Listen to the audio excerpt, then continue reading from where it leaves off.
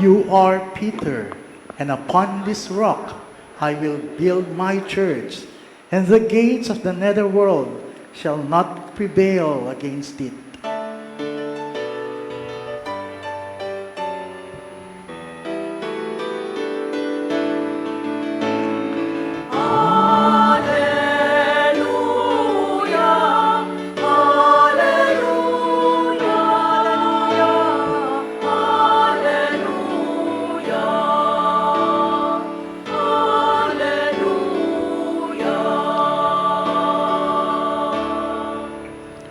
The Lord be with you. And with your spirit. A proclamation from the Holy Gospel according to Matthew. Glory to you, O Lord.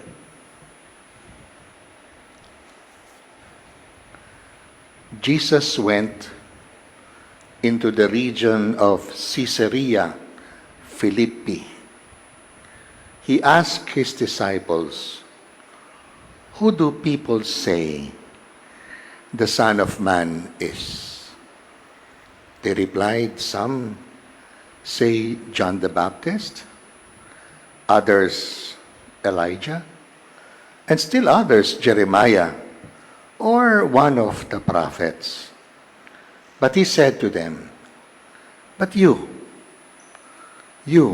who do you say I am?" And Simon Peter said in reply, "You are the Christ, the Son of the living God." And Jesus said to him in reply, "Blessed are you, Simon, son of Jonah. Flesh and blood has not revealed this to you, but my heavenly Father. So I say to you, you are Peter, and upon this rock I will build my church, and the gates of the netherworld shall not prevail against it. I will give you the keys of the kingdom of heaven. Whatever you bind on earth will be bound in heaven, and whatever you loose on earth shall be loosed in heaven." Then he strictly ordered his disciples to tell no one he was the Christ. The gospel of our salvation. Praise to you, Lord Jesus Christ.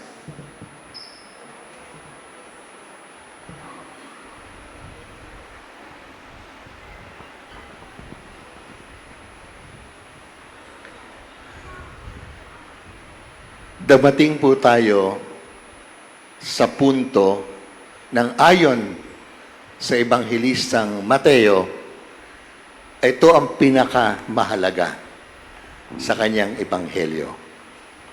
Sa kanyang magandang balita, ito ang pinakamahalagang balita na napakaganda, napakaigi, napakabuti. At ang sagot ay nanggaling kay Simon Pedro. Mamaya, tingnan natin ng konti, paano niya nalaman ang sagot na yon. Gusto ko lang masabi na sa Tagalog na Bulacan, ang susi para ating maintindihan ang kahulugan at kabuluhan ng ating narinig na galing sa banal na kasulatan ay susi. Ulitin ko, ang susi para natin maintindihan ang kabuluhan at kahulugan ng ating narinig na mga salita ng Diyos, ang susi ay ang susi. Okay ba? Sa English, the key to understand the readings that we just heard from God's Word is key. That's the key. Susi. Oh, hindi nyo pa rin naintindihan. Ang hirap talaga. Sige, paintindihin ko sa inyo. Edward, ilagay natin sa pangalang Edward. Edward Baguio. Katatapos lang ng Maymay. At si Angelo at si Jenny. Hindi sila handa sa tanong ko. Ayan, tatlo to. Mahalaga po itong tatlong to sa kilala ko. Pinakikilala ko po, pag hindi kayo makabayad sa Makati Med o gusto nyong i-delay ang payment, ito po ang susi. Yan ang susi. Treasury po yan sa Makati Med. Kuha nyo, pag kayo naman ay may utang sa Security Bank, ito po ang susi. Economist yan ng Security Bank. Gumigising ng 4:30, sinasabi, ano ang mangyayari sa araw na ito? Pero, kung gusto nyo, ang pinakamagaling na susi sa buhay nyong pangungutang, ito, si Jenny na Bangko Sentral. Yan ang susi. Sa tatlo, sinong susi? Na tunay na susi? BSP. Di ba? Talo yung mga lalaki. Pag may sakit ka lang, dito. Pag may utang ka, doon. Pero dito, gusto mo ng imprenta ng pera, yan ang may susi. O, naiintindihan niyo nga ang ibig sabihin ng susi? Ay, hindi pa rin. Sige na, bupo na lang kayo. Ang hirap paintindihan. Ano ang magbubukas? Susi. Yan ang susi. Pwedeng magbukas, pero pag sinabing sarado, sarado yan. Siya may hawak eh. Siya may hawak ng susi. Yan. My good friend Aaron, you want my BYD? I have the key. Pupunta niya ako ha. Relax lang. You cannot yet drive. It will take you another 14 years. Susi. Pag hindi nyo hawak ang susi, wala kayong magagawa. Kahit magngangawa kayo, kahit magwawala kayo, kahit mag-tantrum kayo, pag wala kang susi, di ka makakalabas, di ka makakapasok. Di ba? Susi. Oh. Ano binigay kay Simon Peter? Sino? Ano binigay? Susi. Binigyan ni Jesus ng susi. Para saan? Sa langit. I will give you the keys of the kingdom of heaven. Gusto mong pumunta sa langit? Susi. Si Pedro.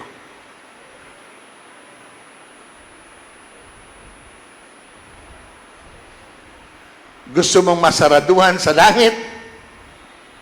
Si Pedro. Huwag mong kaibiganin. Susi. Father, bakit? Bakit binigay ni Jesus ang napakahalagang bagay para makapasok o di makapasok sa langit? May salita sa second reading. Oh, the depth of the riches, wisdom, knowledge of God.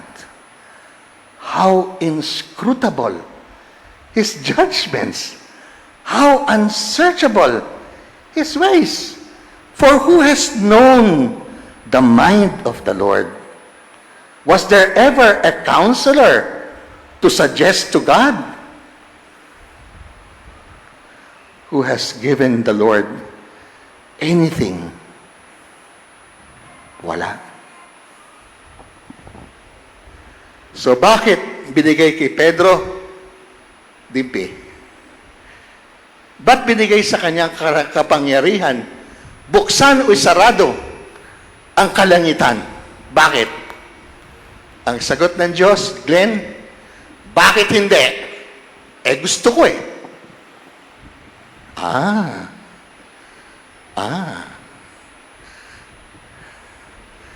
Hawak ba ng asawa mo ang susi ng puso mo? Binigay mo ba? Na pag sinarado ng asawa mo, nasa labas ka ng bahay, ng buhay niya. Aba, kayo may susi din. Hawak niyo ba? Binigay ba sa inyo ng inyong asawa ang susi sa puso niya? Tama ba, Joy? Binigay mo ba kay Timpi? Oo. Pag hindi ka pinagbuksan ng kanyang damdamin, nakakalungkot. Pero pag bukas na bukas siya sa iyo, nakatutuwa. Lahat tayo may susi. Lahat. Ang susi natin, napakahalaga. Kung sino papayagan natin magmahal sa atin o mamahalin natin. Sorry Dimpi. Sa laki mo, Dimpi. Ito ang pangasawa mo. Pumayag si Joy sa'yo. Bakit? Hindi rin niya alam. Basta't binigay niya sa'yo ang susi ng puso niya. Minsan nagtataka kaya, bakit siya napili? Ba't siyang ginawang asawa? Di ba? Gusto ko eh. Sister, Cheryl, ba't ka nagmadre? Sabi ng marami dito, ang ganda mo daw. Ba't di ka nag-asawa? Di ba? Pili yan eh. Pinili mo. Oo, hindi. Dimpi, doon binigay sa'yo ni Joy ang susi ng puso niya. Yang susi niyan, pag-ingatan mo. Kasi yan, sa pagmamahal mo sa Kanya, sa tamang pagturing mo sa asawa mo, maging sa kabutihan o kasamaan, kayamanan o kapayakan, for better, for worse, yan ang susi sa langit. Pag binigay mo ang susi ng puso mo sa isang tao, susi din niya yon para makarating siya sa langit. Sapagkat ang susing binigay ni Jesus kay Pedro ay ang susi na magsilbi. Magsilbi sa kanyang mga kapwa. At kapag pinagsilbihan niyang mabuti, yun din ang susi patungo sa langit. At dapat niyang ituro. Dapat niyang ituro yan. Hindi pa kayo sigurado sa akin eh. Lalapit na lang ako. Parang mayayamanin ka palagi sa akin eh. Ha? May Gcash ka? Okay. Akin na yung PIN number mo. Tara mo, susi yun. Alam niya ang PIN number? Nanay mo? Wala. Wala may alam sa anak mo. Ikaw lang may alam. So wala kang makukuha pera. Ha, Mark? Alam ba niya ang PIN number ng Gcash money? You think so, Anilisa? Oo naman. Yung kanya, alam mo, parang hindi ata. Kasi conjugal property eh. Ikaw ba? Pag nanakawan mo yung asawa mo ng pera? Ikaw? Hindi ka pwede pagnakaw sa asawa. Alam niyo, pag kumuha kayo ng pera sa asawa niyo, walang permiso, hindi ka nagnakaw. Wala kang kasalanan pag nanakaw. Kulang ka ng tiwala. Hindi ka ba kahingi? Takot kang humingi. Pero kung bukas ang puso niyo, may susi kayo sa bawat isa. Bigay mo ang PIN number ng Gcash mo. Kasi inyo naman yun eh. Si Jesus, binigay ang susi sa tao. Kay Pedro, at sa lahat ng tao, may susi tayo sa langit. Ang kapangyarihang ito ay, sabi niya, ano susi? You are the Christ. Kilalanin mo, ako, ang kaisa-isang hinirang. Ako ang kaisa-isang kaligtasan. Ako ang kaisa-isang way, the truth, the life. Yan ang susi. At ituro mo sa inyong mga anak para makapasok. Kayong may kapangyarihan. Kayong may alam kay Kristo. Kristiyano ka ba? O may susi ka. Di ba? Kung kayo'y Kristiyano, hawak niyo susi sa langit. Eto ngayon. May kumatok sa langit. Sarado eh. Siyempre, pagbubuksan ni Pedro. Nagkataon, si Pedro, sinipon. Nagpneumonia pa ata. Nakaratay. So sabi ni Jesus, sa lahat ng anghel, lahat ng santo, maging mahal na birhen, sabi niya, ako tatanod. Ang gate ng langit, walang salamin, hindi mo makita sa kabila, hindi mo makita sino kumakatok. So may kumatok, knock-knock. Pag knock-knock, who's there? Sabi niya, Tomas. Tomas? Sinong Tomas? Sabi niya, Pedro, San Pedro. Ako po si Tomas. Ay, sorry. Ako si Jesus. Sinubstitute ko. Ay, Panginoong Jesus, ako si Tomas. Ako yung naglilingkod na sakristan sa Greenbelt Chapel. At halos araw-araw, 2-3 misa ko. Nagsisilbi ako sa misa. Sabi niya, Tomas, parang hindi kita kakilala. Di sa tagal-tagal ng usapan, may nakapila, kumatok. Knock-knock, who's there? Ako si Jesus. Sino ka? Ako po. Si Aida. Kasama mo si Fe at si Lorna? Ay, si Aida lang po. Aida, sino ka Aida? Aba, ako'y taga-collection din doon sa Greenbelt Chapel. Lalo na pag second collection, nandun ako. Ako pa nga nagbibilang ng pera eh. Naglilingkod ako, Panginoon. Knock, knock. Who's there? Francis. Francis? Sino ka? Ay, ako po yung pare. Nagbimisa sa Greenbelt. Ay, hindi raw pinapasok. Di kita kilala. Ha? Lahat ng taga-Greenbelt, di kilala kay ako? Hindi daw tayo kilala ni Jesus? Siyempre, pag hindi natin siya kilala, paano mo alam na mapakikilala ka?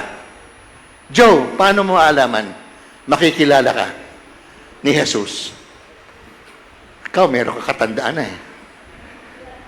Dapat mas marunong ka sa amin. Susi mo, duplicate pa lang. Ang original sa asawa mo, 64 years na mag-asawa. Anyway po, si Joe pumunta sa langit. Knock, knock. Who's there? Sino sila?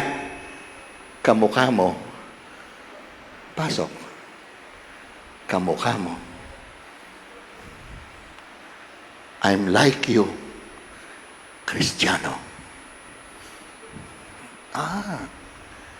Nagmahal ka. Tumulong ka. Nagsakripisyo ka. Naawa ka. Nagpatawad ka. Pasok. Magkakilala tayo.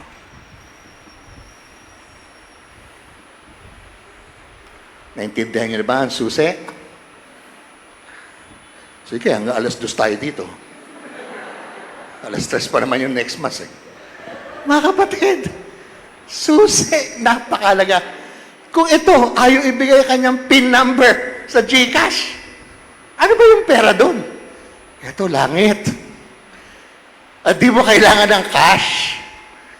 Kailangan mo puso. Kailangan mo pagmamahal. Kailangan mo gawin mo ang iyong duty. Ang iyong pinanagutan.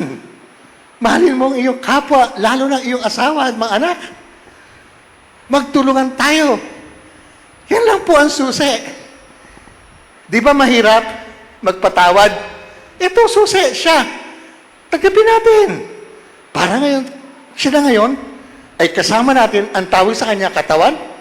Hindi. Tayo ngayon na tumanggap, ang tawag sa atin, kinatawan ni Kristo. Communion. Tinanggap mo ang katawan ng Diyos, ng anak ng Diyos. Kinatawan ka. Do love one another the way I loved you. Bubuksan ka. Nasa iyong susi. Kamukha ko. Magkamukha tayo. Made in the image, in the likeness of God. Gusto niyo pa? Tama na. Bow. I believe